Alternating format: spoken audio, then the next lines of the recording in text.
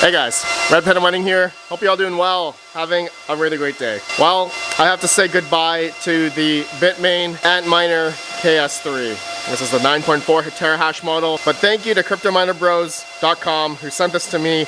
And just for review, this is actually a client's, so I actually got to ship this out. That's why I'm saying goodbye to this thing.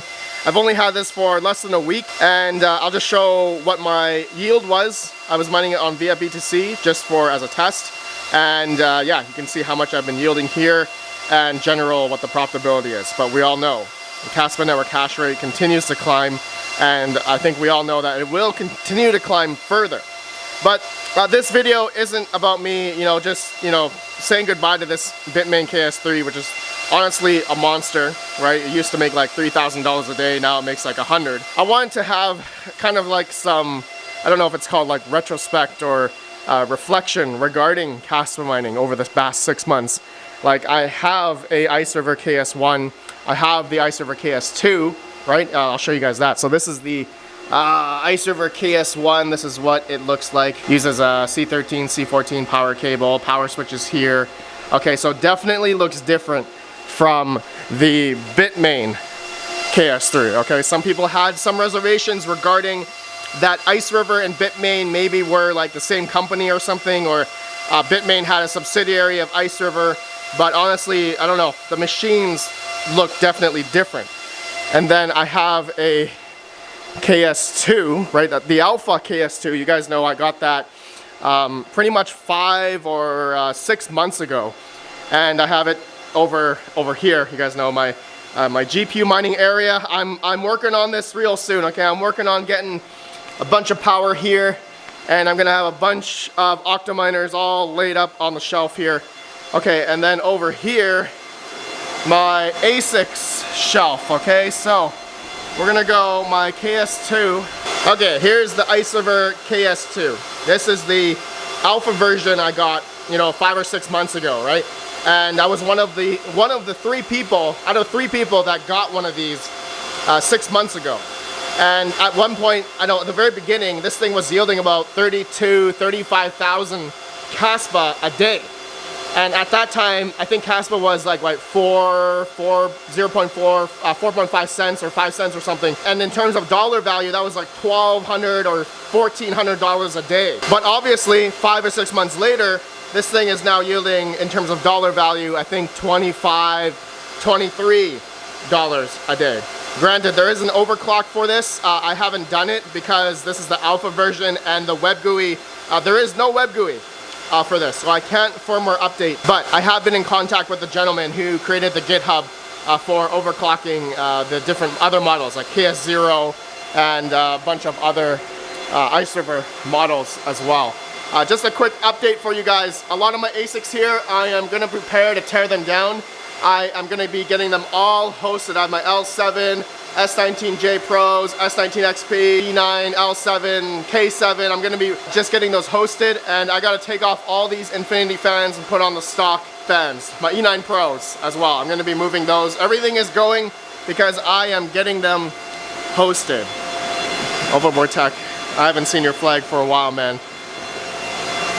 Geek of all trades, you too, buddy. Sorry that you're behind the ladder. Just want to showcase here. Alter Component, I miss you, man. Mine something, what's up? Yeti, I just added you to my wall here. Alright, bros. Oh, Greater Good Mining. Oh, you guys know Greater Good Mining. If you're watching this Kaspa mining video, you know Greater Good Mining. He's got a lot of content on Kaspa mining. Alright, guys, so I wanted to just kind of reflect here regarding Kaspa mining, okay? I have been getting some comments, alright? So most of the comments are positive, right?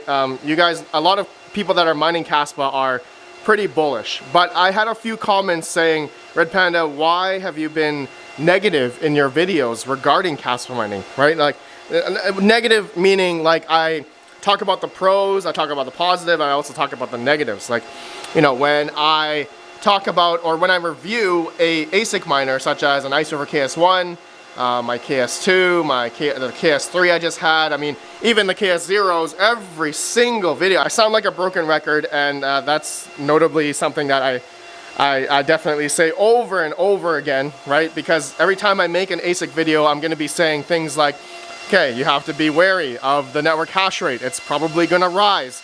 The difficulty is going to go up.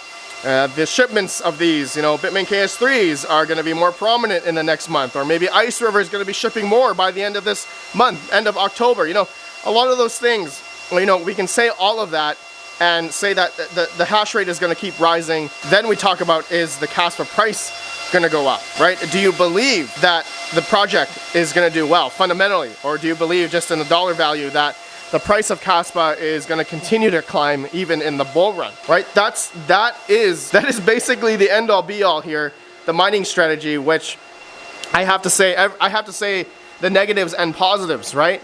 So for people that are wanting to get into Kaspa mining, I have to talk about the risks. I have to talk about both sides. And for people to comment on my video saying, Red Panda, like, don't be so negative on Kaspa. Don't be so negative on mining Kaspa. And, some people have the opinion that I should just be saying, yeah, you should just go out and buy Kaspa ASICs right now. You should definitely go out and buy Kaspa ASICs. You're gonna get your money back. You may very well get your money back. Actually, there was a tweet from Greater Good Mining. He bought the first batch KS1 for $18,000. And over the course of, I think, 3 or 4 months, Greater Good Mining, you can comment down below, he was able to mine about 600,000 Kaspa. And that is worth about $30,000. So his initial investment was $18,000 for the first batch KS1, right, 1 terahash model, and he was able to mine up to 600,000 Kaspa up until just recently. So there's a great example of buying a first batch miner and being able to get your money back within, he got pretty much his money back within a couple months, I would say, or maybe less than that, maybe a month and a half, maybe a month. I'm not quite sure. He can comment down below about that. But I want to tell that story because that is a great example of buying first batch ASIC miners. I have many ASIC videos as well, breaking even on them within a couple months. But that was, maybe more so in the bull run. Here we are in the bear market, and Kaspa has defied all odds. Kaspa mining has been such a, I would say, unicorn of where, here we are in the low times of when Bitcoin's lower, everything's lower, and then Kaspa, if you look at the Kaspa chart in terms of its price, it just keeps going up. When is it going to end? I don't know. Maybe it won't end. Maybe it'll just continue to go up. Who knows? Well, there you go. See, I'm doing it again. I'm doing it again. I'm talking about floating in between DJ Mines. If you're watching this, bro, I'm learning that from you. I'm kind of on the fence of being, just in the middle. And I have to be like that. I am the content creator. I'm not the one that's going to be deciding your guys' responsibility of whether or not you are going to purchase, an Ice River ASIC, that you're going to purchase a KS0. That is not on me to decide for you guys. I have to present all the information that I can in an unbiased way as possible. That's why I try to give both ways, and that's why it goes back to Red Panda, why do you talk negative on Kaspa mining? Well, it's because just regarding my experience in the past of other ASIC miners, some of them don't ever come back to profitability and they turn into bricks. That has happened to many different altcoins when it comes to ASIC mining. And yeah, you know what? For Kaspa mining, I'm going to be a little bit positive here. All right, don't bash me. All right, see, whether or not I talk positive or negative about a coin or mining a coin, I'm always going to get pushed back either way. I cannot win either way, guys. No matter what, if I say, okay, yeah, definitely go buy this miner, it's going to be great for the future, or don't buy this miner, either way, I'm going to get hate for either side that I say, whether or not it's good or not, okay? And I know you guys that are watching, everyone has their own opinion as well, and I love reading everyone's comments, but I'm just giving you guys, that's my reality regarding every time I review something, every time I give my opinion regarding anything, it's gonna be both pros and cons, right? That's something that I feel like I can't get away from. So if whether or not you guys, some of you guys that want me to be full on just like, hey, Kaspa mining is the future, Kaspa is the future, it very well may be, but I have to lay on the safe side. I have to be like in the medium, if that makes sense. I don't know what you guys think about that. Please let me know down below. I've been kind of just thinking about that, reflecting on that over the past, I don't know, a week or two after reading some of those comments, like, Red Panda, like, Kaspa mining is the future. Look at the charts. Look how Kaspa's been defying all odds. Look at the community. Look at the engagement. Look at the noise that Kaspa has been, you know, just brought out over the past couple months. It's just been insane, right? Caspa was a top 40 market cap coin, 1 billion market cap coin. Could it go up to 10 billion market cap in terms of previous history of other altcoins? It sure can. It definitely can if there's a next bull run. I'm not saying it can't, but just understand the risks for anyone that wants to get into this. It's extremely risky, right? And I know the knowledge of there could be the Windminer K9 that's coming out in the next month, end of November. I heard 800 units of those, 11 terahash, so that's about a good 9 or 10 petahash. That's going to be added onto the network mid to end of November. So just beware of that, all right, bros? So just, you know, it's going to rise higher. The profitability, if the price of the coin stays the same, is not going to be, it's going to go lower. Profitability will start going down as the network hash rate rises. So for people that are going to be spending, you know, 5 digits on a Bitmain KS3, I want you guys just to be careful, all right? Understand, if you're gonna do that, you gotta really believe long-term that Caspa is going to be the next coin where that you will be very successful in, whether or not you are mining for profit or mining and hodling, which again, it goes back to, look at Greater Good Mining. He mined and hodl, and look at him now. He turned that 18K into 30K within, you know, less than a couple months, and he's been doing the mining and hodl method, which, I mean, we've talked about on the channel many times before. That is the bread and butter of crypto mining. Crypto mining is not a get-rich-quick scheme. Whatever form of mining that you are doing, GPU, you know, Chia, God forbid, I hope they do well. I have nothing against Chia, you know, Caspa, any project that I talk about, any type of crypto mining hardware.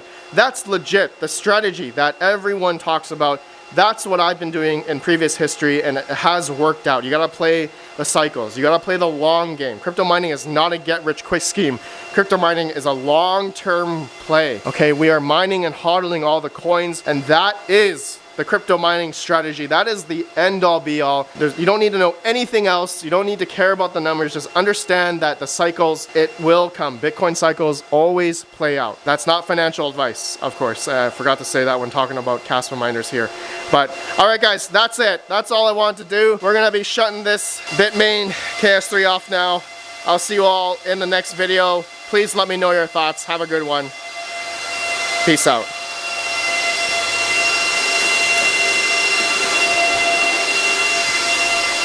Man, who reads these quick start guides from Bitmain?